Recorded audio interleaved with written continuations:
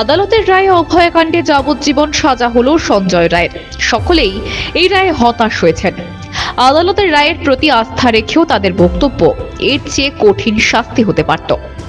রাজ্যের বিরোধী দলনেতা শুভেন্দু অধিকারী এই রায়ে খুশি নন বলে জানান। মানুষ এই রায়ে খুশি নয়, এবং আমিও একজন মানুষ, যার হুঁশ আছে সেই তো মানুষ।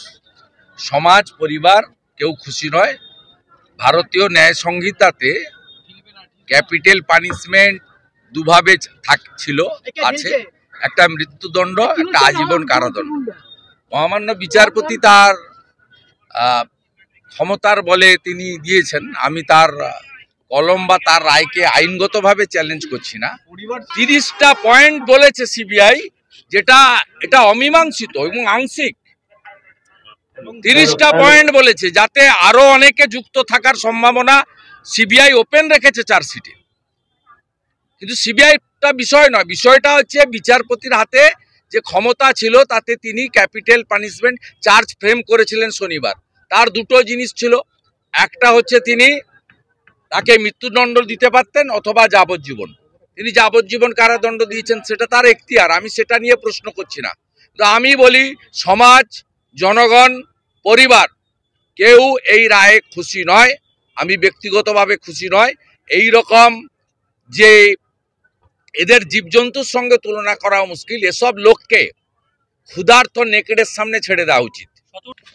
হায়ার কোর্টে পরিবার যাবে। প্রসঙ্গত, আরজিকরের তরুণী চিকিৎসককে ধর্ষণ খুনের মামলায় আরজিকর কাণ্ডে আমৃত্যু কারাদণ্ড সঞ্জয় রায়। এদিন সাজা ঘোষণার আগেও নিজেকে নির্দোষ বলে দাবি করে সঞ্জয়।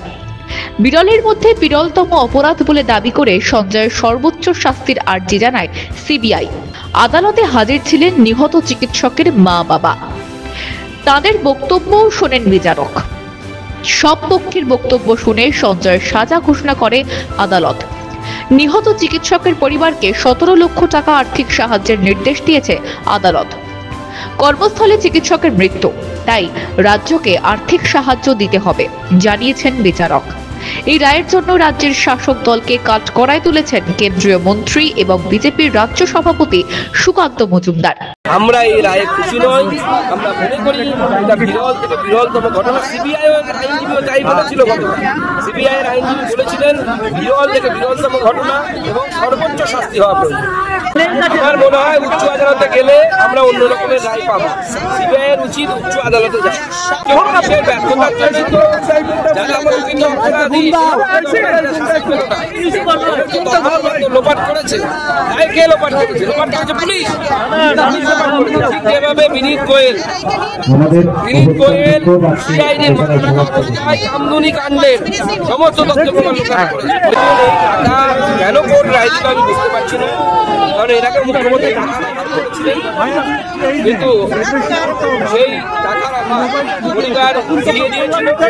আমরা চাইবো সিবিআই আদালতে যাক এবং পানিশমেন্টের শাস্তি দাবি করে। তাহলে ওনাকে প্রশ্ন করেন, কামদুনি কাণ্ডে কেন ছাড়া পেয়ে গেছিল? কামদুনি কাণ্ডে যাদের ক্যাপিটাল পানিশমেন্ট হয়েছিল তারাই উচ্চ আদালতে গিয়ে কিভাবে ছাড়া পেয়ে গেল? লোপাট করলে দেখুন, সিবিআই কাউকে একজনকে অ্যারেস্ট করে নিল, বললো এ খুন করেছে, কিন্তু আদালতে গিয়ে যদি তথ্য প্রমাণ দিতে না পারে কোনো লাভ হবে কি? সেটা ছাড়া পেয়ে যাবে।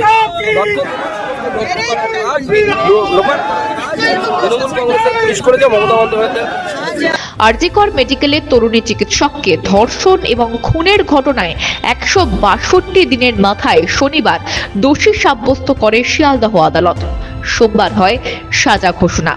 ব্যুরো রিপোর্ট, মাধ্যম।